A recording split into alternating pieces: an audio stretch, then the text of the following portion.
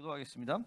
내가 이 복음을 위하여 선포자와 사도와 교사로 세우심을 입었노라. 이로 말미암아 내가 또 이 고난을 받되 부끄러워하지 아니함은 내가 믿는 자를 내가 알고 또한 내가 의탁할 것을 그날까지 그가 능히 지키실 줄을 확신함이니. 너는 그리스도 예수 안에 있는 믿음과 사랑으로서 내게 들은 바 바른 말을 본받아 지키고 우리 안에 거하시는 성령으로 말미암아 내게 부탁한 아름다운 것을 지키라. 아시아에 있는 모든 사람이 나를 버린 이 일을 내가 아나니 그 중에는 부gel로와 허목헤네도 있느니라. 원하건대 주께서 오네시보로의 집에 긍휼을 베푸시옵소서. 그가 나를 자주 격려해주고 내가 사슬에 매인 것을 부끄러워하지 아니하고. 로마에 있을 때에 나를 부지런히 찾아 만났습니다. 원하건대 주께서 그로 하여금 그날에 주의 긍휼을 입게 하여 주옵소서. 또 그가 에베소에서 많이 봉사한 것을 내가 잘 아느니라. 아멘. 자, 우리는 지난 구정 집회 이후로 디모데후서를 보고 있습니다. 이거를 그렇게 오래 할 생각은 없어요. 3월 안에 다 끝내버리고 4월 첫째 주에 이제 부활절, 그러니까 3월 안에 다 끝낼 거예요. 그러니까 이제 앞으로 4번이면 끝나는 거예요. 오늘까지 포함해서. 디모데후서 딱 끝내버려요. 그러니까 디모데후서를 통해서 우리는 또 바울을 만나는 거죠. 우리가 지난번에 에베소를 통하여서 바울의 어떤 이 계시의 절정, 그게 이제 에베소서인데 교회의 영광을 봤어요. 그죠? 그러면서 이 디모데 전후서는, 특별히 디모데 전서는 디모데에게 그러면 이 에베소 교회를 어떻게 목회할 거냐, 실질적인 목회론에 대해서 보여주는 것이 디모데 전서예요. 그리고 디모데 후서는 바울의 마지막 유언에 대한 책이죠. 그죠? 그러면서 이 2000년을 관통시킨 진리를 세팅한 이 사도 바울이 마지막 자기 가장 사랑하는 제자인 디모데에게 무슨 얘기를 했을까? 그러면서 우리는 이 시간에 좀 바울을 만나는 거예요. 그래서 그러니까 사실 우리 교회의 어떤 영적인 수준상, 흐름상 지금 디모데후서는 어울리지 않아요. 그렇지만 하나님이, 그러니까 우리 공동체는 초기란 말이에요. 아직 초기야, 초기. 전체적으로 보면 아직 길갈이야, 그죠? 근데 요 초기에 하나님이 디모데후서를 통해서 마지막 완성에 대한 모습을 좀 이렇게 맛을 보기를 원하시는 것 같아요. 아멘. 그러면 내가 지난번에 얘기했듯이 지금 공동체 전체적으로는 개개인별로는 막 대부분 길갈과 베델 뭐 여기 그렇지만 하나님이 이 특별한 시즌 가운데서 우리에게 여리고라는 영적인 수준을 하나님이 허락하신 거예요. 이 시즌을 잘 넘어갈 때 갑자기 여러분의 영적 성장의 단계가 몇 단계로 확 점프해 버리는 거죠. 그죠? 내가 지금 저희 김동민 집사님 기도하는 것도 그런 거예요. 뭐냐면 하나님 이번 금식을 통하여서 단번에 그냥 여리고로 확 넘어가게 하여 주시옵소서. 그래서 이제 그때부터는 이제 여리고부터는 이제 싸움하면서 계속 이제 안식으로 가기까지 막 전쟁하는 거예요. 그러니까 우리 공동체는 지금 이 여리고의 시즌을 그냥 하나님이 은혜로 강권적으로 여리고를 경험하게 하시는. 그래서 지금 보세요, 여러분. 믿음으로 살지 않으면 확 환란이 온다고요. 다른 의미 확 들어와 버려요. 그러니까 계속 전쟁해야 되는데 아직 전쟁을 잘 몰라. 그러니까 전쟁을 계속 해야하면서 성령 충만을 유지하면서 여러분이 지금 요 시즌에 그렇게 살아야 돼요. 그러니까 다시 한번 매일매일 매순간 매주 결단해야 돼요. 성령으로 살자. 믿음으로 산다. 성령 충만으로 산다. 하나님 내게 뭔가 말씀하시고 내가 뭔가를 요구하실 때 전면적으로 다 포기한다. 아멘. 그럴 때 여러분 영적 성장이 급속도로 빨라질 거예요. 할렐루야. 진짜 할렐루야. 자, 우리는 지난 시간에 지난 시간에 우리는 복음의 영광을 봤어요. 그죠? 오늘도 그 복음의 영광의 어떤 전체적인 맥락이야. 자, 우리가 디모데후서 전체 한번 이제 구조를 한번 본다라면은, 자, 1장은 뭐냐면 바울이 디모데에게 편지한 이유를 얘기해 줍니다. 그래서 지난 시간에 이제 특별히 두 가지를 얘기했죠. 디모데야, 너가 보고 싶다, 이 얘기한단 말이에요. 디모데가 왜 보고 싶냐? 사랑의 통로가 열려 있는 깨끗한 영혼인 디모데를 통하여서 바울이 위로를 받기 원한다는 거죠. 그죠? 두 번째로는 뭐냐면 그 디모데에게 모든 이 안수함으로 그에게 은사를 강화시키기 위해서 만나고 싶다는 거예요. 그죠? 디모데를 보고 싶다는 거죠. 그죠? 그러니까 초대교회 성도들이 하나님의 사람으로 성장해 나가는 두 가지 방법론이 있다는 거예요. 하나는 훈련이고 하나는 영적 전이다. 그죠? 영적 전은 안수야, 안수. 훈련은 뭐예요? 우리 같이 이렇게 진리 훈련한 거죠. 이제 말씀 먹고 회개하고 순종하고 엎드리고 하면서 막 사역 훈련하고 막 그런 거예요. 그죠? 여러분들은 그냥 우리 교회에서 이렇게 하는 게 보다도 초대교회의 본질적인 흐름에 따라서 여러분은 지금 리더로 성장하고 있는 거예요. 아멘입니까? 그러니까 딱 보여주잖아요. 그 안수 이런 것들. 그리고 두 번째 이유는 뭐냐면 그 복음의 영광을 지금 이렇게 다시 한 번 더 확증하기 위해서요. 그죠? 그래서 복음의 영광에 대해서 얘기하면서 하나님이 우리를 구원하사 거룩하신 소명으로 부르시면, 그러면서 지난 시간에 이 복음의 전체적인 흐름을 다시 한번 쭉 잡았어요. 그러니까 우리 안에 늘 이 복음의 영광과 복음의 감격, 복음이 늘 역사될 줄 믿습니다. 아멘입니까?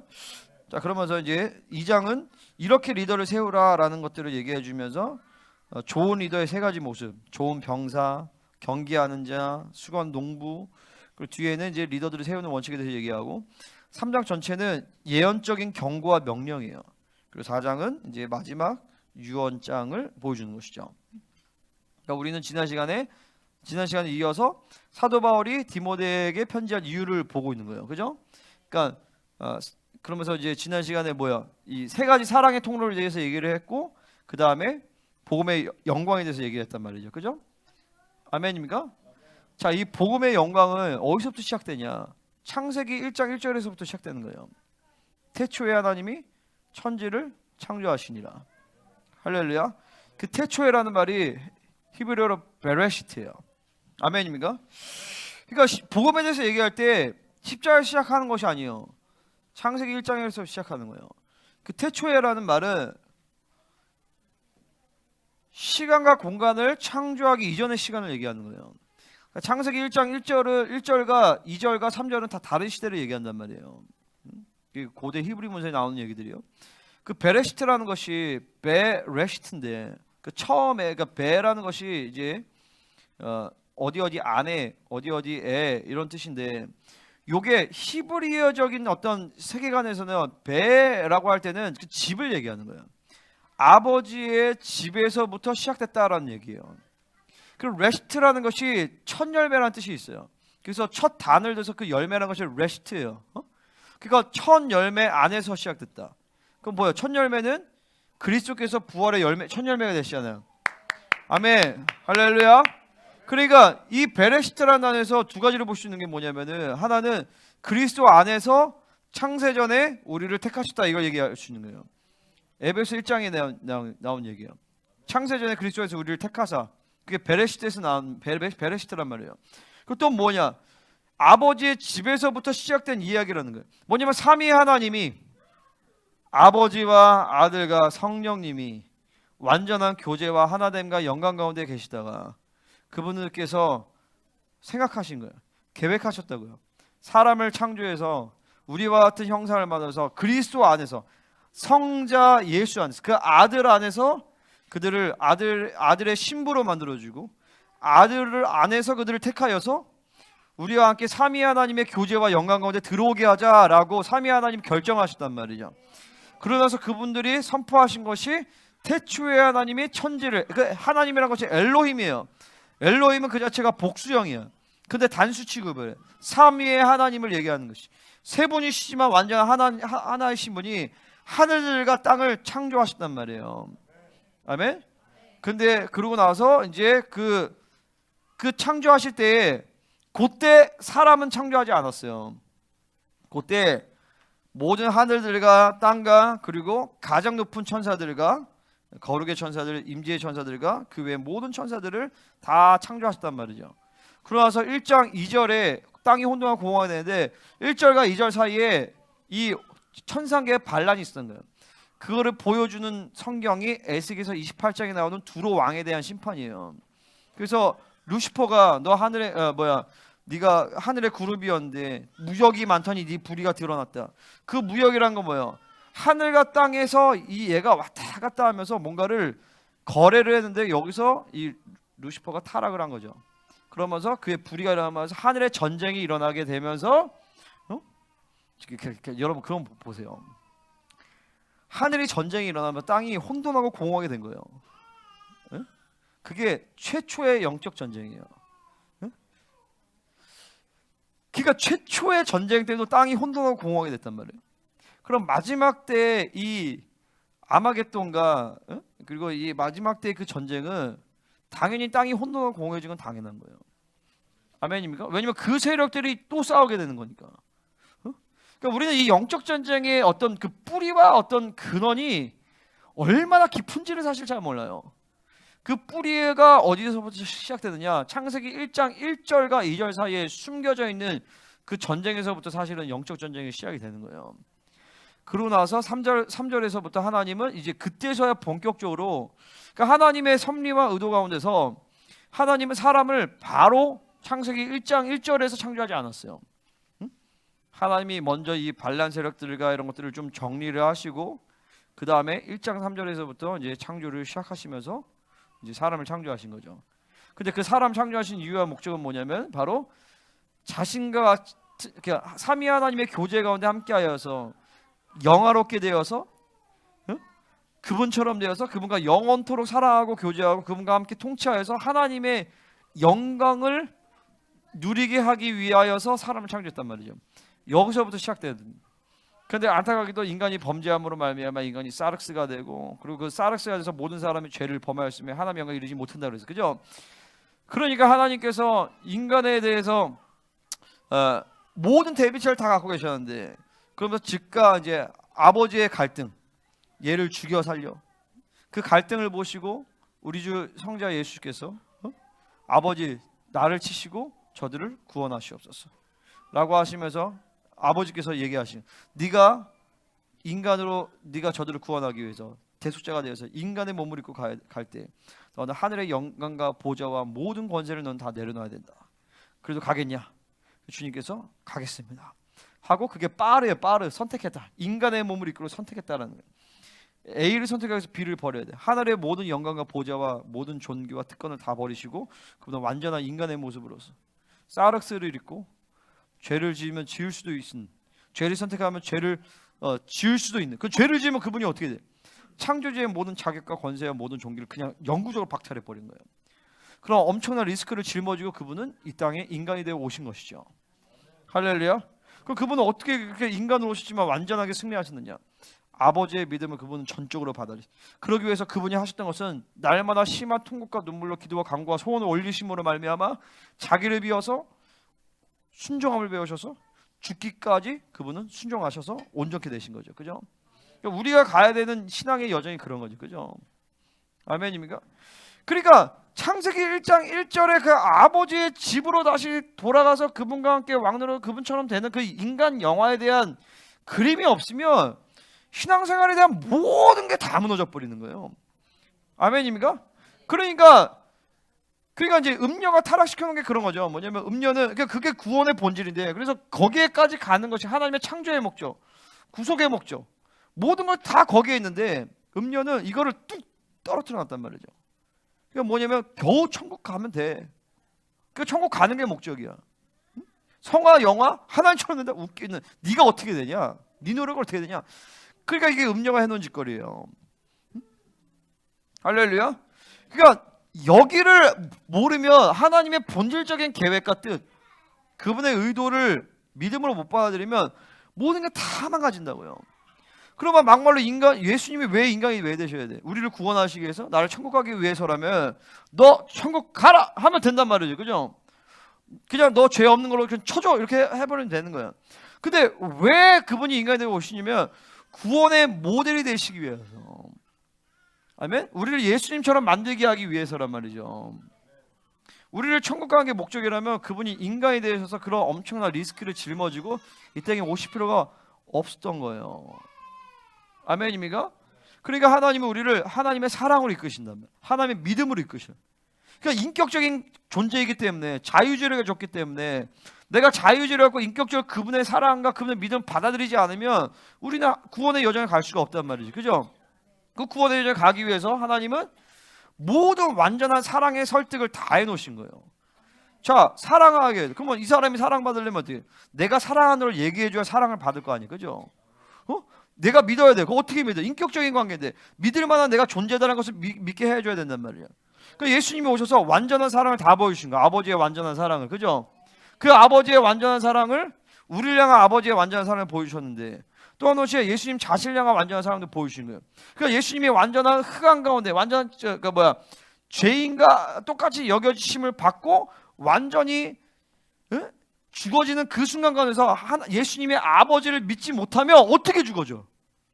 아버지가 나를 버린다면 그냥 영구적인 자신의 모든 걸 다 포기해 버리는 건데, 그죠? 그 단순히 돈 몇 푼 포기하는 정도가 아니에요. 생명 포기하는 정도가 아니야. 창조주의 모든 자격과 권세와 존귀한 모든 영원, 그분은 영원을 사셨던 분이잖아요, 그죠? 그거는 우리가 상상할 수 없는 얘기예요. 그분이 아버지를 신뢰하고 아버지에 대한 믿음을 그분이 아버지에 대한 신뢰와 아버지에 대한 믿음을 받아들인 것은 우리가 상상할 수 없는 내용이란 말이죠, 그죠? 근데 그거를 보여주신 거야, 하나님이 우리에게. 뭐냐면 하나님은 믿을 만한 분이다. 그분은 사랑하는 분이야. 그러니까 그분의 사랑이, 그분으로 하여금 아버지의 사랑이 예수님으로 하여금 그런 어마어마한 희생을 치를 수 있게끔 하신 거죠. 그 사랑을 보여주신 거예요. 그리고 또한 동시에 그렇게 내가 너를 사랑한다, 내 아들을 주기까지 너를 사랑한다, 이걸 보여주신 것이고, 내 아들이 그렇게 믿는 거 봤지? 그러니까 너희도 믿어라, 이렇게 얘기하신. 이거 복음이죠, 복음.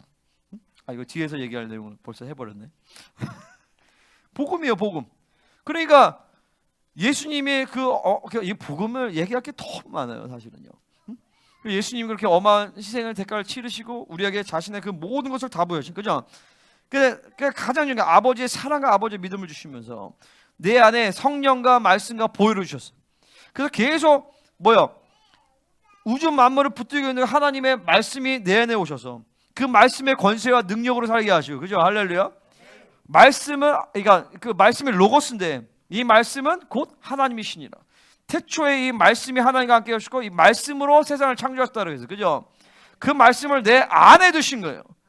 그러니까 환경과 조건이 우리에게 문제가 돼야 안 돼. 하나님의 말씀은 그 환경과 조건을 뛰어넘는 말씀이란 말이에요, 그죠? 무에서 유를 창조한 말씀이에요. 죽은 자를 살린 말씀이에요.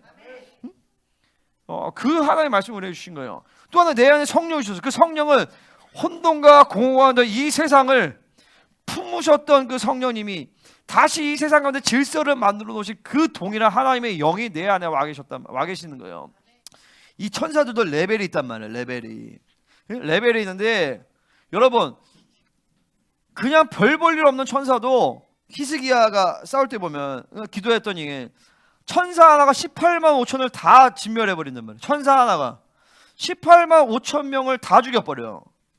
아멘입니까? 근데 천사들의 레벨이 어마어마하게 많아. 막 자연을 다스리는 천사들은 가장 하층 천사들. 가장 높은 곳에 있는 천사들이 거룩의 천사들이니까 임재의 천사들인데 그 천사들조차도 하나님의 영광을 못 봐. 하나님의 얼굴을 그대로 못 봐. 근데 희년서에서 보면 이 천사들이 태초부터 하나님의 보좌에서 그분과 샤밧을 누린단 말이죠. 샤밧을. 응? 할렐루야. 그러니까 내가 지난주에도 금요일에 우리 집에서 샤밧을, 우리 집 샤밧은 굉장히 짧아요. 한 5분이면 돼. 애들이 난리쳐가지고 5분밖에 못 하는데 샤밧을 딱 선포하는 순간 저 칠친천에 있는 하나님의 영광의 보좌로 붙어 있는 샤밧의 기름 부심이 이 땅에 슉 내려 버리는 거예요. 응? 그러니까 우리가 그런 존재란 말이죠. 우리는 애초에부터 하나님과 그런 샤밧을 누리는 존재, 그 영원한 하나님의 교제가 들어갈 수 있는 존재예요. 그러니까 내 안에 하나님의 지성소가 이루어졌기 때문에 그 지성소를 언제든지 나아갈 수 있는, 샤밧뿐만 아니라 그냥 매 순간 매일 365일 24시간 지성소로 나아갈 수가 있게 된 것이죠. 아멘입니까? 그러니까 건방지게 귀신이 우리를 어떻게 공격해요? 아멘입니까? 그 하늘에 하나님과 샤밧을 누리는 가장 높은 계열의 세라핌, 게르빔, 오파니, 이런 천사들, 그리고 뭐 그런 천사장들, 이런 천사장들이 귀신들이 꼼짝을 못해요. 아멘? 근데 우리는 그 정도가 아니라, 근데 그 천사들도 하나님의 얼굴을 못 본단 말이에요. 왜냐면 후사가 아니기 때문에. 그래서 날개로 가리지 않아, 그죠? 근데 우리는 하나님의 영광을 볼 수 있는 존재예요. 그러니까 그 존재됨 안에서 모든 능력과 권세가 다 확 발산되는 거예요. 건방지게 귀신들이 어떻게, 내가 하나님과 교제하는 존재야. 하나님과 교제하는 존재가 뭐가 두렵게 뭐가 있어요? 할렐루야. 그게 어떻게 가능하냐? 성령이 내 안에 오시면서 나를 지성소 삼으셨기 때문에 그 하나님 앞으로 나아갈 수 있는 자격을 얻는 거죠. 그죠? 예수님의 피가 내 안에 와 있어. 그 피는 모든 인류의 죄악을, 과거 현재 미래 모든 죄악을 단 한 번에 씻으신 피예요. 그 동일한 피가 내 안에 와 있어요. 말씀과 성령과 보혈이 내 안에 있으면서 말씀을 순종하는 말에 우리의 영혼이 깨끗해져요. 그죠? 성령님이 내 안에서 죄에 대해 의에 대해 심판에 대해 깨닫게 하시면서 모든 묶임들을 다 쳐내게 하셔요. 그죠? 모든 외부적인 상황이 문제가 되지 않아. 내 내면 안에서 성령님이 가동시키시면서 성령이 운행하시면서 그 모든 묶임과 모든 얽매인 것들 다 풀어내면 외부는 다 해결되게 돼 있어요. 할렐루야. 그러고 나서 회개할 때마다 보혈이 가동되어지면서 회개할 때 양심의 기록된 죄의 기록을 삭제할 뿐만 아니라 모든 죄의 효력과 능력까지 다 삭제할 수 있는 능력이 그 예수의 피에 있단 말이죠. 그죠? 그러니까 말씀과 성령과 피가 내 안에 운행되면서 예수의 장성한 분량에 이르게 하신단 말이죠. 그죠? 그 모든 여정을 아버지가 완전히 믿어주시는 거야. 너는 내 아들 예수와 같이 똑같이 그렇게 될 것이다. 그러게 내가 모든 사람에게 부어준다. 아멘. 그래서 태초에부터 있었던 그 모든 계획을 하나님이 다 이뤄가게 하신단 말이죠. 디모데후서 1장 11절이지. 내가 이 복음을 위하여, 아멘, 이 복음을 위하여 선포자와 사도와 교사로 세우심을 입었노라. 아멘. 영의 체계를 얘기하는 거죠. 그죠? 사도, 선지자, 복음 전파자, 목사와 교사, 양육자가 있는데 이것은 왜 그러냐? 바로 이 복음을 위하여. 할렐루야. 이 복음에 개인적으로 역사하면 구원론이 돼. 이 복음에 교회적으로 역사하면 교회론이 돼. 이 복음에 전 세계적으로 역사할 때 그것은 종말론이 되는 거예요. 결국 기독론이 됐든 구원론이 됐든 종말이 됐든 모든 것의 가장 핵심은 바로 예수 그리스도의 복음인 것이에요. 복음. 할렐루야. 그러니까 사실은 초대교회는 기독론, 구원론 이렇게 나누지도 않았어요. 그냥 다 진리 체계야. 진리 체계.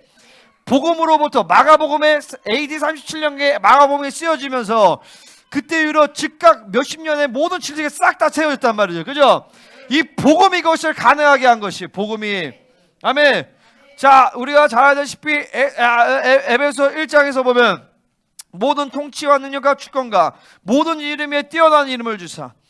그죠? 그분이 모든 이름에 뛰어나면서 모든 통치 위에 그분이 통치하고 계세요. 그러면서 모든 만물을 다스리셔. 만물 위에 교회의 머리가 되셨단 말이죠. 그죠? 이 교회는 만물을 다스리는 권세가 있다는 것을 믿으시기를 바랍니다. 교회가 작건 크건 성도가 많건 적건 돈이 많건 다 상관없어. 하나님의 교회라면 그 교회는 만물을 다스리는 권세가 있다. 내가 아까도 트럼프 이런 미국 이런 이스라엘 얘기했을 때 천사들이 다 받아 적어요. 그리고 그대로 천사들이 역사하는 것이에요. 왜냐면 이 교회는 하나님의 교회이기 때문에. 내가 잘나서가 아니라 나는 하나님의 종이기 때문에 하나님의 진리를 다 선포할 때 하나님이 이 교회에게 만물을 다스리는 권세를 주신 것이에요. 근데 만물을 충만하게 하는데 어떻게 충만하게 하냐? 에베소서는 그것을 바로 뭐라고 하냐면 영의 체계를 통하여서 만물을 충만하게 한다. 할렐루야. 그래서 사도로, 선지자로, 복음 전파자, 목사와 교도로 세우셨단 말이죠. 아멘. 자, 이거 내가 또 창세기 본다라면, 자 보세요. 교회라는 것이 어떤 것이냐? 자, 교회는 이게 교회의 영광에 대해서 얘기할 때, 자 에베소 1장에서 바울은 창세전부터 이렇게 얘기를 해요. 이 교회에 대한 영광을요, 스케일을 모든 통치와 권세 능력과 주권과 하면서 하늘을 쫙 올려요. 바울은요, 공간적인 위치를 하늘로 쫙 올린단 말이야. 그 다음에 모든 족속에게 이름을 주신 하면서, 그러니까 이제 공간적으로 수직적 공간을 7지층을 쫙 올리고 바울은, 그리고 수평적 공간을 모든 족속에게 이름을 주시면서 전 세계 열방을 쫙 펼친단 말이죠. 그러고 나서 뭐라 하냐면, 창세기 에베소, 나 맨날 이렇게 에베소서를 1장에서 보면 그러니까 1장 3장에서 창세 전부터 창세전을 쭉 가버려. 그죠? 그 다음에 3장의 뒤에 얘기하다 보면 교회 안에서와 예수 그리스도 안에서 영광이, 영원, 무궁이 쫙 뒤로 딱 당겨버려요. 영원으로. 교회의 영광을 얘기하면서. 할렐루야. 이 스케일을 모르면 교회의 영광을 온전하게 받아들일 수가 없어요. 아멘입니까? 교회 안의 영광이 무궁하다라는 거예요. 이 킹덤 센터 처치의 영광이 영원하다라는 거예요. 영원성을 부여해버려 교회에 대해. 근데 그 영원 전으로 돌아갔을 때, 창세 전부터, 태초부터 그 교회의 영광이 돌아가는데, 자 보세요. 창세기 1장에 태초하고 이제 하늘들과 땅을 만들었어요. 그죠? 그러나서 1장 2절에 혼돈과 공허하게 됐단 말이에요. 1장 3절에서 보면 1장 3절에서 보면 이제 천지 창조가 7일 창조가 시작된단 말이죠. 그러나서 1장에서 천지 창조를 얘기하고 2장에서 뭘 얘기하냐면 에덴 동산에 대한 얘기를 해요. 그러면 내가 질문해 볼게. 에덴 동산은 창세기 1장에서 나오는 스토리 안에 있는 거야? 아니면 따로 있는 거야? 시간적으로. 그러니까 이게 시간적으로 1장이 있고 2장이 있는 거예요? 아니면 1장과 2장의 관계가 뭐야? 아니면 1장의 이야기가 있는데 거기서 부연 설명을 하는 거예요. 그거를 우리가 가진 구약 성경에서는 그거를 알아먹기가 어려워요. 희년서에서 보면 어떤 얘기가 나오냐면 에덴 동산이 셋째 날에 창조된 이야기가 나온단 말이에요. 그러니까 2장은 부연 설명인 거야. 1장에서 이제 전체 그림을 쫙 보여주고 에덴 동산 얘기. 그러니까 그러면서 이제 에녹서에서 에녹이서에서 에덴 동산을 재창조했다는 얘기가 나온단 말이죠. 그 말은 뭐예요? 태초에 하늘과 땅을 만드실 때 하나님은 그때 에덴 동산을 먼저 만드셨는 거예요. 에덴 동산을 만들었단 말이에요. 그럼 뭐냐면 하나님의 애초의 디자인의 초점이, 땅에 대한 초점이 하늘과 땅을 하나 되게 만든 거예요. 하나 되게. 그래서 예루살렘은 뭐야? 하늘의 배꼽, 창조의 배꼽이라고 한단 말이에요. 배꼽이 있는 게 뭐야? 탯줄이잖아. 그죠? 여러분이 하나님의 긍휼을 받고 여기 있다라는 것을 얘기해 주는 거란 말이에요. 그죠? 하나님의 긍휼을 따라, 엄마의 자궁에서 엄마의 긍휼과 모든 풍성함과 사랑을 따라서 여러분이 있다는 것을 얘기해 주는 겁니다. 마찬가지로 예루살렘은 하늘의 배꼽이, 창조의 배꼽이란 말이죠. 예루살렘을 보면 우리가 하늘에서 왔어, 이걸 얘기해 주는 거예요. 우리는 하늘에서부터 온 존재야. 근데 예루살렘이 왜 있어요? 하나님의 애초부터 하늘과 땅을 맞닿은 곳, 하늘의 통치를 이 땅에 펼쳐놓는 곳, 그 장소, 그 성소, 그 지성소, 그거를 하나님은 애초부터 디자인하신 거예요. 태초부터. 할렐루야. 그게 바로 이 시대는 교회란 말이죠. 그래서 우리를 성전 삼으시고 우리를 지성소 삼으시고, 그래서 우리는 어디서 와? 예루살렘에서, 하늘의 새 예루살렘에서 그 물로 씻음을 받고 태어났어. 그죠? 그래서 우리는, 나라는 존재 자체가 예루살렘이에요. 예루살렘. 아멘. 하늘의 성전이란 말이죠. 그죠? 그러니까 여러분이 이 땅에서, 그러니까 내가 하나님의 통치를 받아들이고 하나님의 통치를 선포하고 만물을 다스리는 것은 2000년 전에 만들어진 사건이 아니라 사실은 본질적으로는 7000년, 6000년의 창조의 역사부터 있었던 것도 아니라 그 전부터, 첫 창조부터 하나님의 본래 디자인하신 계획인 거예요. 그럴 때 그 힘이, 그 대세가 여러분을 미는 거예요. 쫙 전체적으로 이 교회의 본질이라는 것이. 그러니까 이 교회는 뭐야? 태초부터 원래 디자인하신 인간의 본질 자체가 하늘의 존재고 영의 존재고 하나님의 형상이고 하나님의 통치를, 하나님과 통치하는 존재이고, 할렐루야, 하늘의 것을 이 땅에 풀어놓는 존재구나라는 것을 전체적인 이 전 대세를 받아들이는 거예요. 그러니까 창세전문에 그리스도 안에서 택했다라는 얘기를 사도 바울이 하는 거죠. 그러면서 그 영광이 영원 무궁원으로 쭉 간다. 그러니까 영원의 시간관에 있는 거예요. 그죠? 우리는 지금 물리적인 시간에 있잖아. 그죠? 근데 이 물리적인 시간 위에 영혼의 시간에서 이미 결정된 상황인 거야. 이거는 사도, 선지자, 복음 전파, 목사가, 교사가 되어서, 여러분 다 사도가 뭔지 알죠? 사도는 진리 체계를 구축하고, 선지자 그 진리 체계 구축에 따라서 방향성을 설정하고, 중보 체계를 세우고, 복음 전파자는 계도를 수정시키고, 그다음 양육자가 계속 양육시켜서 이제 뭐요? 성도를 온전하게 한다. 이게 카타르티스모스, 뼈다귀로 맞추는 걸 구비되게 만드는 거예요. 그러면서 그 교회 대마에서 모든 것들을 공급을 다 받아서 이 사람은 모든 말씀도, 성품도, 모든 묶임도 다 치유되고 상처가 다 치유되면서 하나 그렇게 만들어 가신단 말이에요. 그죠? 할렐루야. 그러면서 봉사일을 하게 한대. 봉사는 뭐요? 사역자, 선교사, 예배인도자, 그 다음에 말씀의 원자, 기부자. 이 5가지 지금 들어서 하면서 이제 하나님의 아들을 믿는 것과 아는 것에 하나가 되어, 아멘. 하나님의 아들이 이제 경험적으로 믿는 거야. 완전히 그분을 에피그노시스 하는 거예요. 경험적으로 깊이 아는 거예요. 아멘. 믿는 아들을 믿는 것과 아는 일에 하나가 돼요. 그리스도의 몸을 세워서 그리스도의 장성한 분량까지 이르러서 뭐요? 온전케 된다. 온전케. 이건 텔레이오스. 그 구원의 완성에 이른다는 거예요. 하나님의 복음의 그 태초부터 시작된 그 목적이 성취되는 거예요. 예수님이 이 땅에 오신 목적이 성취되어지는 것이에요. 예수님처럼 되게 만든다는 말이죠. 내 노력과 내 힘으로 되는 것이 아니야. 아버지의 믿음을 받아들이면 그분이 이렇게 만들어 가시는 거예요. 할렐루야. 그것이 이제 하나님이 네 가지 영의 체계를 통해서 만들어 가신다.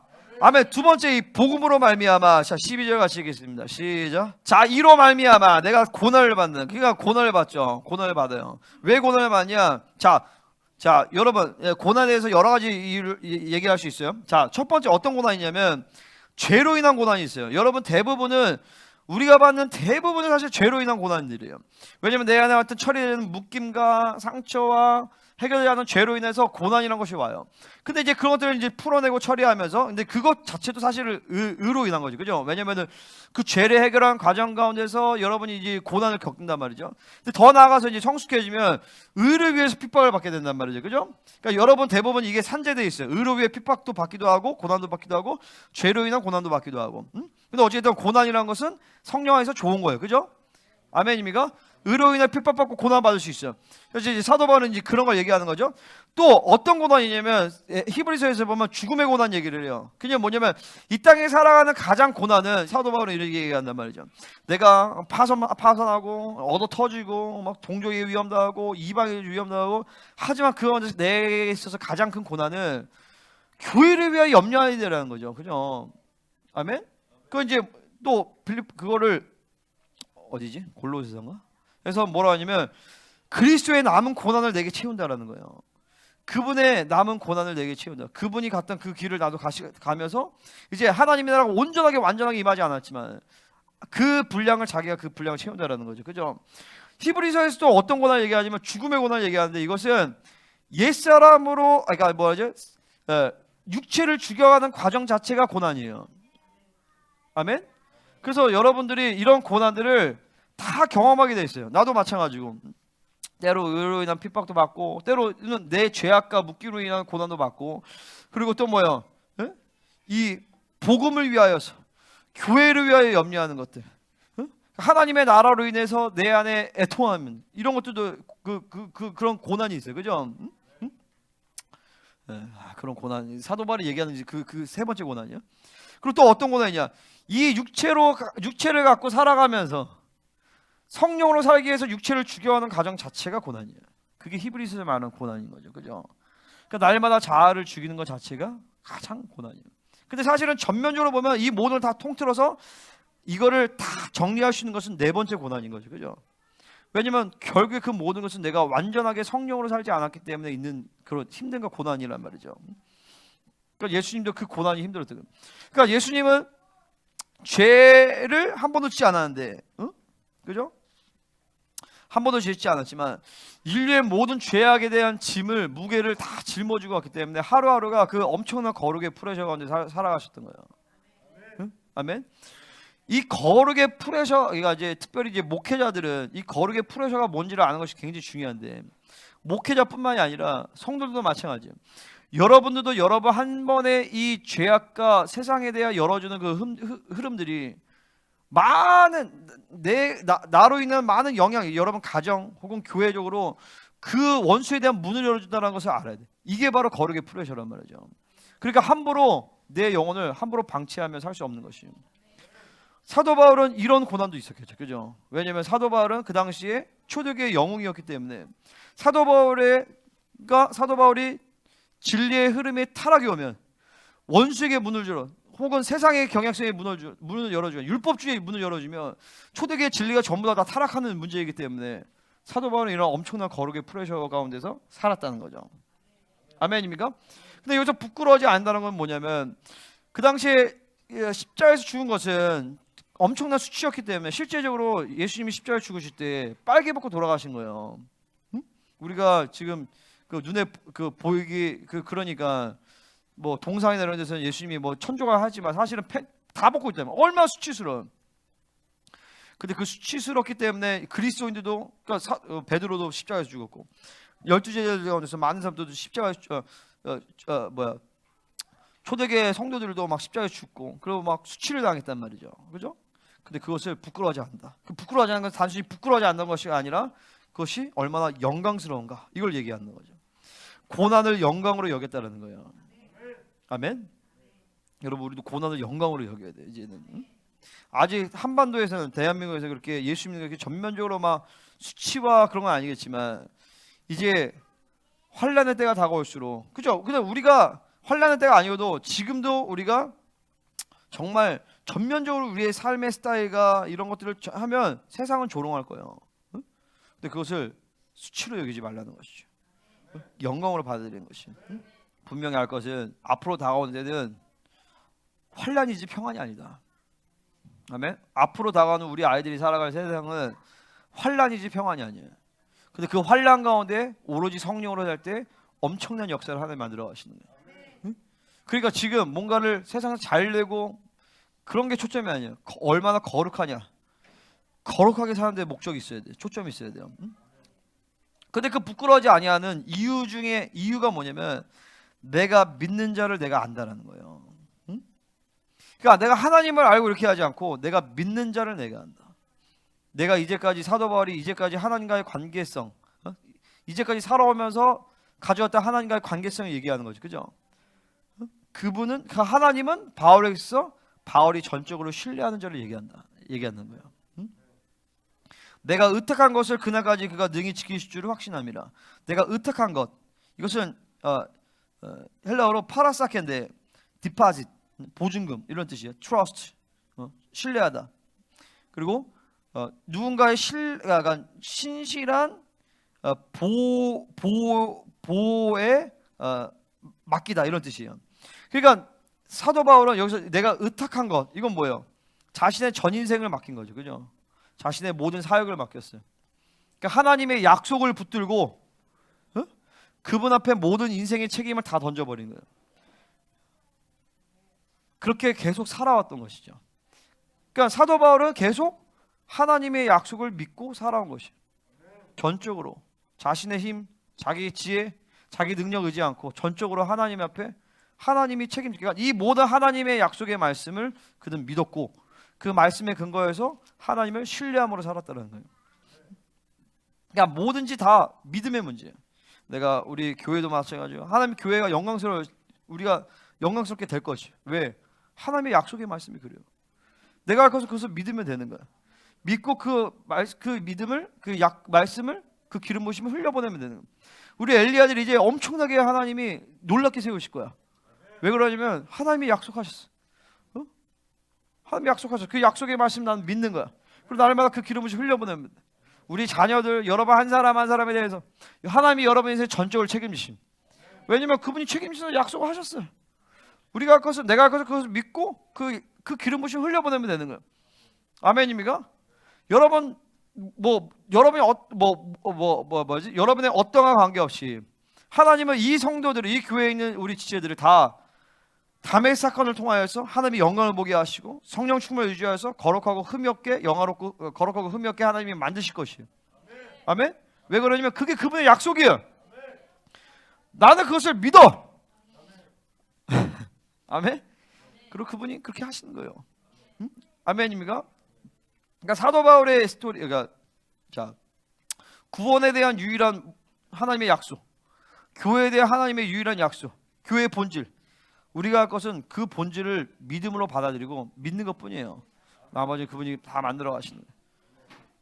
그러니까 지금 이 시대는 어느 때보다도 믿음으로 살지 않으면 살 수가 없어요. 그러니까 이제는 믿음으로 사는 것과 믿음으로 안 사는 것이 전면적으로 드러날 때예요. 쫙 드러나. 내가 뭔가를 말을 잘한거나 뭔가 많이 알아서나 혹은 심지어 능력이 나타나서나 은사가 있어서 그런 게 아니에요. 하나님이 그 사람의 믿음의 본질 그것들을 이제 쫙 드러내시는 시간이란 말이에요. 그래서 우리 안에서 믿음으로 산 것만이 보장되는 시간이에요. 근데 원래 믿음으로 산 것만이 보장이 되죠, 그죠? 그래서 나중에 고린도전서 3장에서 보면 불이 그 공적을 태운단 말이죠. 하나님 나라 갔을 때 공적을 태우면서 집, 나무, 지푸라기로 된 것은 다 태워져 버려요. 근데 금은보석을 하는 건 남단 말이에요. 그 금은보석을 하는 것이 바로 뭐예요? 불법으로 행하지 않은 거예요. 마태복음 7장에 보면 불법을 행하지 않은, 떠나가라 이렇게 나는 그 불법이 뭐예요? 믿음의 법으로 하지 않은 것이. 믿음의 법으로 한 것만이 남습니다. 하나님의 말씀을 믿음. 그러니까 디모데전서에서 보면 집사의 자격 중에 뭐가 있냐면 믿음의 비밀을 가진 자라야 할지니 이런 얘기가 나요. 믿음이 뭔지를 알아야 돼. 할렐루야? 어? 믿음이라는 건 뭐야? 하나님의 선물이에요. 그죠? 하나님의 선물을 받아들이기 위해서는 내 손을 비워내야 돼. 내 손을 비워내고 하나님의 말씀을 내가 믿음으로 수용할 때 그분의 성령님께서 내 안에 믿음을 그릇을 만드신단 말이에요. 그 믿음의 그릇에 소망이 담기고 사랑이 담기고 능력이 담기고 권세가 담기는 것이. 할렐루야. 그래서 이 믿음이라는 것은 디모데서 1장에서 사랑의 통로 중에 하나예요. 청결한 마음, 선한 양식, 거짓한 믿음에. 그래서 청결한 마음을 따라서 우리는 내 사고 안에서 뭐요? 영과 그러니까 영 안에 있는 사고 안에 있는 진리와 내 영 안에 있는 진리로만 움직일 수 있는 상태. 그 청결한 마음이란 말이죠. 그죠? 그다음에 선한 양심. 양심의 죄의 기록이 하나도 없어. 오직 성령으로 살아갈 수 있는 상태. 거짓 없는 믿음. 내 안에 믿음의 분량이 주어지는데 육적인 분량이 섞이지 않아서 온전히 하나님이 주시는 100%의 믿음 받을 수 있는 깨끗한 믿음. 요 세 가지 믿음의 통로를 통해서 하나님의 사랑과 능력과 권세와 모든 것이 쫙 담긴단 말이죠. 그래서 믿음의 비밀을 알아야 돼. 믿음의 비밀을. 할렐루야. 그러니까 사도 바울은 그 믿음으로서 계속 하나님과 관계함으로 말미암아, 여기서 안다라는 것은 기노스코가 아니에요. 에이도예요. 에이도. 에이도는 알다라는 뜻과 보다라는 뜻이 동시에 있는 말이에요. 하나님 본 거야, 본 거. 어? 여러분 기도 가운데 예배 가운데 하나님을 만나야 돼요. 그분을 만난다는 건 뭐냐면 그분의 능력을 만나는 것이 아니에요. 물론 그분의 능력도 만나고 그분의 권세도 만나고 그분의 어떤 기름 부심도 만나고 그렇게 하겠지만 그분을 안다라는 것은 뭐냐? 그분을 본다라는 것은 그분의 존재를 받아들이는 거예요. 그냥 성품을 받아들이는 거야. 할렐루야. 여러분의 기도가 이제는 길갈에서 베들로 넘어갈 때 하나님의 성품을 만나게 되어 있어요. 그분의 사랑, 그분의 겸손하심, 그분의 오래 참으심. 할렐루야. 그래서 하늘에 계신 우리 아버지부터 선포한단 말이에요. 아버지라는 존재가 내 안에 다가와야 돼. 가만히 보면 기도는 하는데 기도의 대상이 없어. 기도는 막 하는데 기도의 대상이 없어. 기도의 대상이 있어야 기도가 가능하죠. 그죠? 기도하는 대상과의 그분과 나와의 관계가 세팅이 돼야 기도라는 것이 가능하지. 기도하는 대상이 없는데 기도의 대상과의 관계가 설정이 안 되는데 기도는 그거는 뭐야? 독백이야 그건? 그건 그냥 자기 혼자 그냥 주절주절 거리는 거죠. 그건 기도가 아니에요, 사실은요. 기도라는 것은 내 기도를 들으시고 응답하시고 반응하시는 그분과의 관계성을 전제한 상태에서 기도라는 것이 간단 말이에요. 근데 그분이 전지전능한 하나님인데 내 아버지시여. 그러니까 거기서 모든 기도가 다 되는 거예요, 사실은요. 그분이 내 아버지고 나를 사랑하시고 모든 걸 다 하시는 분인데 그분만 오케이 하시면 모든 게 다 오케이라는 거죠. 그죠? 아멘? 근데 본래 교회라는 존재 자체가, 본래 하나님의 자녀라는 존재 자체가, 본래 인간이라는 존재 자체가, 본래 이 땅이라는 디자인 자체가 하나님의 모든 것을 받아 누리는 존재로 창조하신 거예요. 자, 여기서 내가 의탁한 것을 그날까지 그가 능히 지키실 줄을 확신한다고 했어요. 그날까지. 자, 여기서 그날은 뭐예요? 뭐 여러 가지 자기 죽는 날이라고 할 수도 있고, 혹은 자신의 모든 기도의 응답이 이루어지는 날이라고 볼 수도 있고, 혹은 마지막 때 주님이 오신 날이라고 볼 수도 있겠지만, 중요한 것은 사도 바울이 지금 기도했던 모든 기도, 의탁했던 모든 것은 지금 2000년이 지난 지금도 계속 지금 응답되고 있는 상황인 거예요. 그러니까 사도 바울은 죽었으나 죽지 않은 거죠. 원래 하나님의 사람은 죽었으나 죽지 않는 것이. 선포된 진리는 죽지 않는 거예요.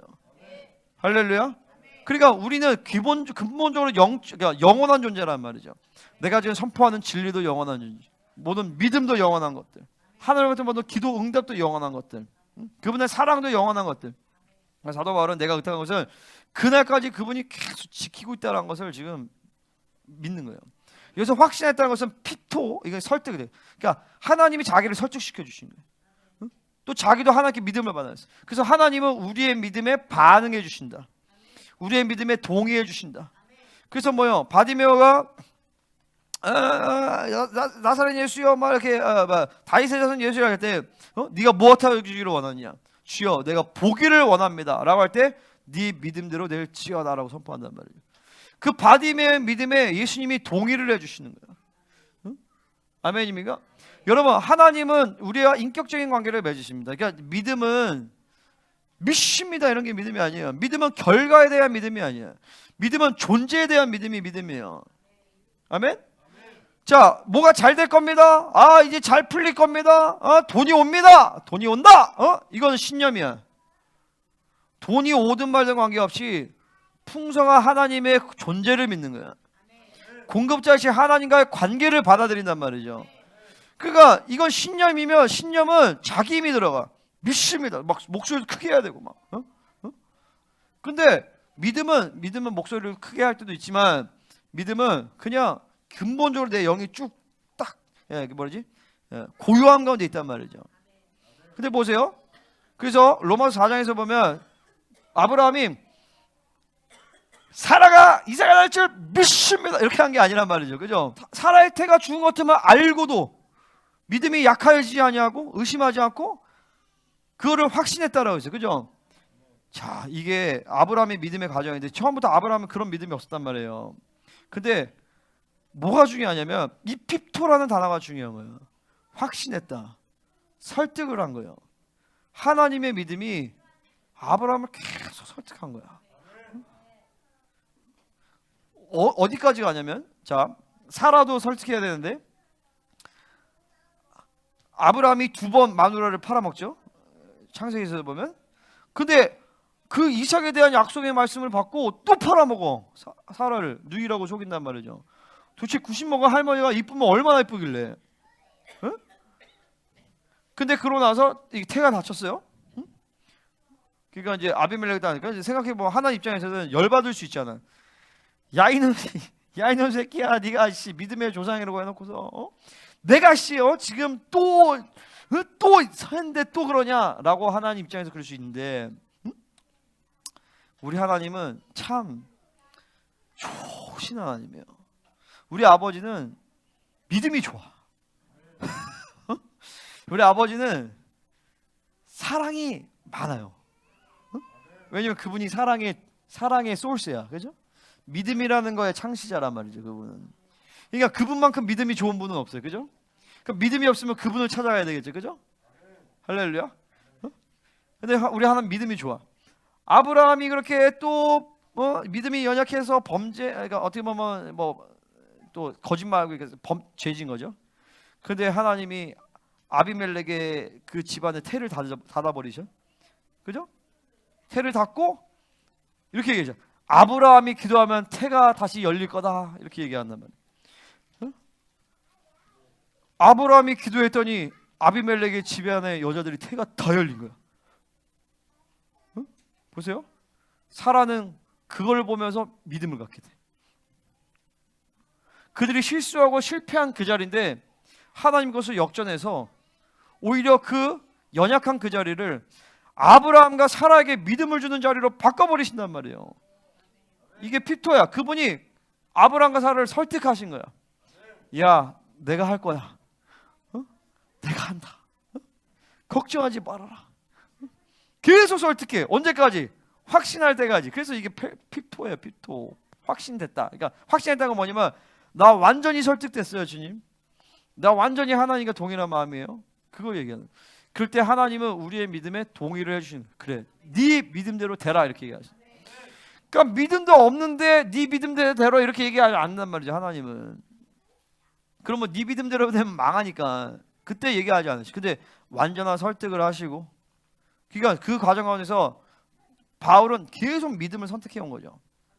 처음엔 전면적으로 100%의 믿음이 아니었어요. 처음에는 50%, 60%, 70%, 80%. 근데 하나님의 계속 선하시니까 그분의 믿음과 신뢰를 계속 받으면서 100% 확신, 그 확신이 딱 하면서 그의 모든 전 인생을 하나님이 완전하게 이제 통치할 수 있는 상황이 된 거예요. 이것은 사도 바울뿐만 아니라 하나님은 당신의 모든 자녀에게 이렇게 일하기를 원하신다. 이렇게 일하신다. 반드시 이렇게 일하실 것이다. 사도 바울의 모든 이 인생의 스토리는 사도 바울의 특수성이 아니라 하나님의 자녀에게 주시는 어떤 뭐죠? 그냥 정상적인 패턴이라는 거예요. 아멘. 나도 마찬가지야. 나도 믿음이 있었지만 계속 믿음이 왔다 갔다 하고 또 믿어지고 안 믿어지고, 근데 계속 시간이 가면서 하나님이 나를 설득시키시고 계속 온전한 믿음을 갖게 하시면서 여기까지 왔고, 또 앞으로 또 더 계속 온전한 믿음을 갈 것인데, 할렐루야. 그 모든 상황에서 내가 할 것은 그분의 설득을 받아들이는 거예요. 그러니까 하나님은 아브라함에 계속 얘기하신단 말이에요. 자, 아브라함아 봐라, 모래를 봐라, 자, 별들을 봐라, 계속 보래, 계속 시청각 교육하시면서, 할렐루야. 그리고 여러분 창세기 안 나왔지만 히녀서를 보면 아브라함이 막 에녹서 계시가 열리고 막 갑자기 히브리어가, 아람어만 하는 사람이 히브리어가 막 터지고, 그 생각해봐요.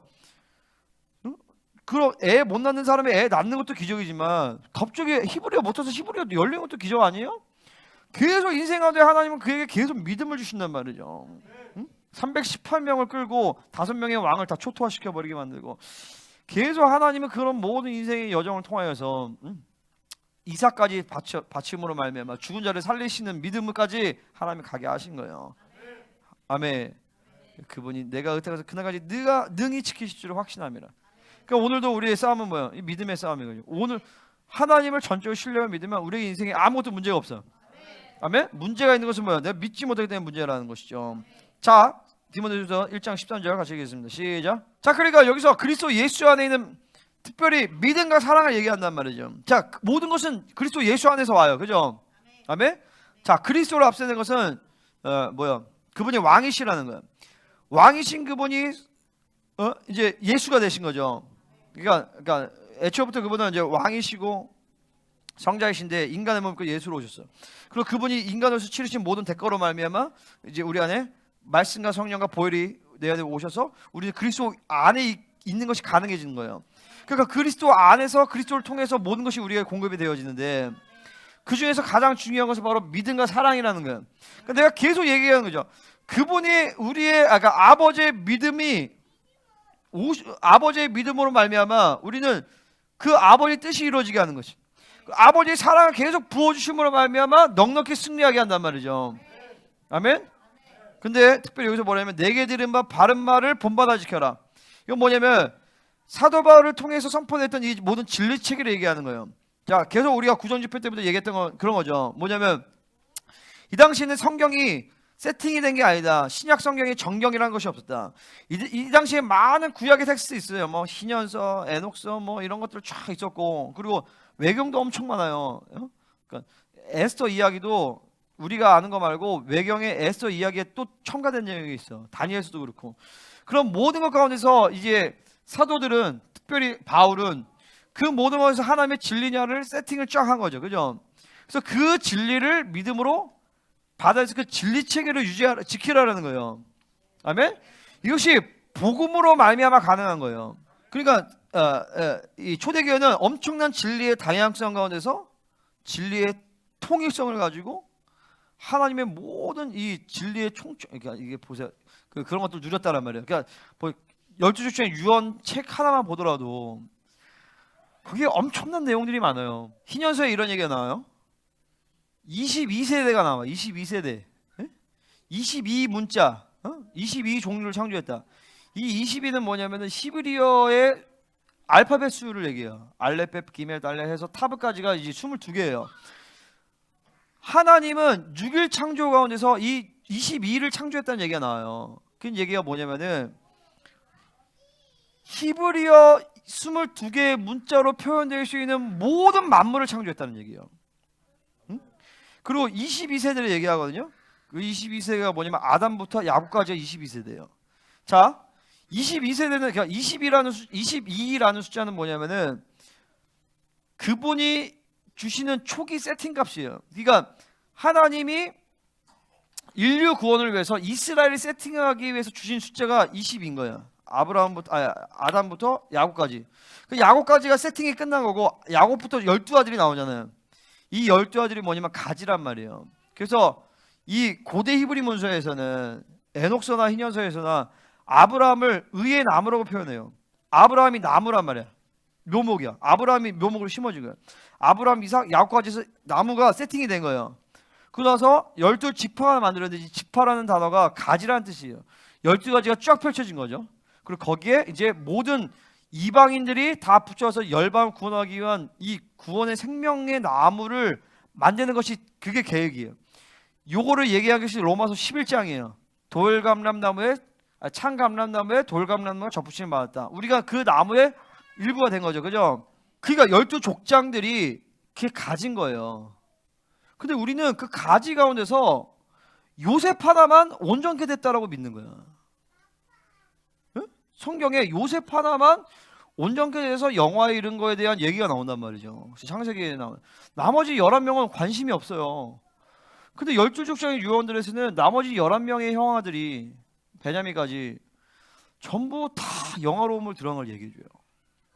그러니까 이게 굉장히 중요한 게 뭐냐면은, 그러니까 겨우 12분의 1 확률, 그것도 안 되지 사실은, 진리가 온전하지 않으니까. 그러니까 교회 안에서 영화로움으로 들어가는 성도들의 포션이 이거 10%도 안 돼. 응? 굉장히 적은 거예요. 어? 근데 봐봐요. 요셉은 그렇다 치는데 시므온 같은 인간들도, 응? 또 뭐요? 르우벤 같은 인간들도 결국엔 하나님이 다 그들을 영화롭게 인도하더라. 응? 그러니까 12족장을 풀어갈 때 성화에 대한 전반적인 흐름이 확장이 확 돼버리는 거예요. 응? 그러니까 누구나 다, 응?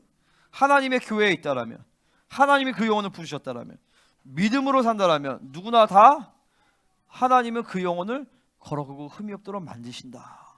어? 그러니까 12족장의 유언을 모르는 사람들은 이 부분이 닫히는 거죠. 그러니까 굉장히 구원에 대한 완성에 대한 흐름들이, 길들이 좁게 나는 거야. 진리 자체가. 근데 하나님 보세요. 하나님이 마지막 때에 생명사를 통해서 이 모든 진리 체계를 다 풀어놓고 있어. 그죠? 그리고 이제 육목사님 이런 사람 통해서 고대 히브리 문서의 모든 비밀들을, 보화들을 다 캐내게 하고 있어. 그러니까 가능한 거야. 그러니까 여기서 바울이 누구야? 디모데 얘기한 것처럼 내게 들은 바 바른 말을 본받아 지켜라. 본받는 것이 닮아간다는 거예요. 그러니까 이 진리 체계가 온전히 세팅이 됐기 때문에 초대교회는 진리의 다양성 가운데서 진리의 통일성이 있고, 그러니까 하나님이 계시가 충만하고 성도들은 영화롭게 들어갈 수가 있는 것이죠. 아멘. 그러니까 여러분, 우리도 마찬가지예요. 진리가 온전하다라면 이 교회는 하나님이 온전하게 만들어 가십니다. 성령 충만이 쉬워진다고요.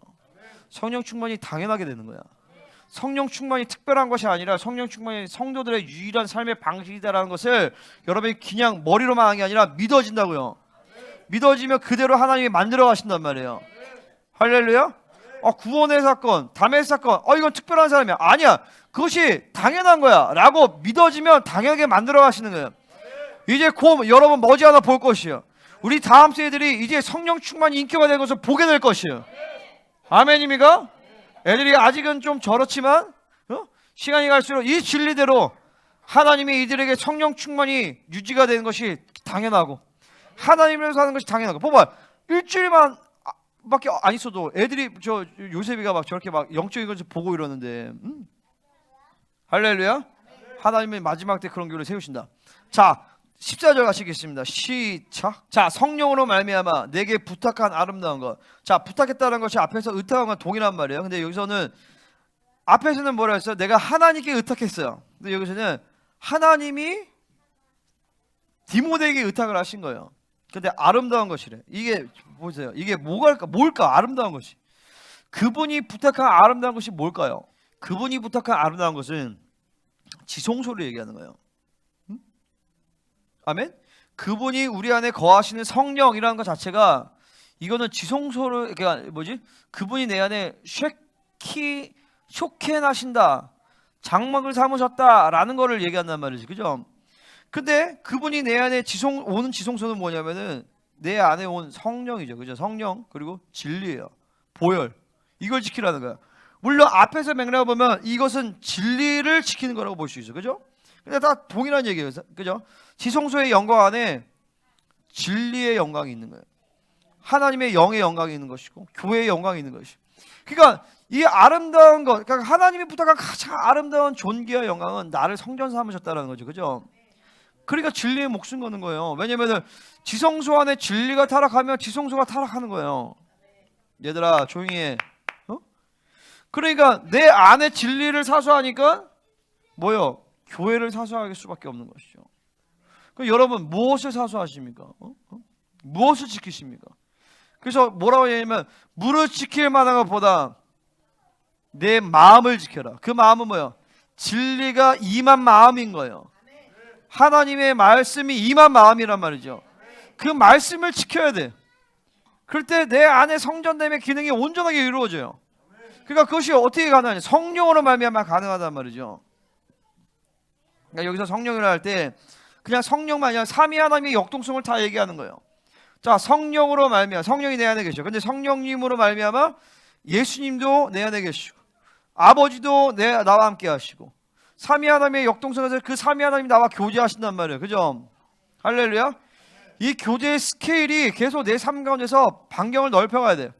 기도의 자리뿐만 아니라 모든 것에서 하나님의 삼위 하나님이 나와 교제하시고 할렐루야.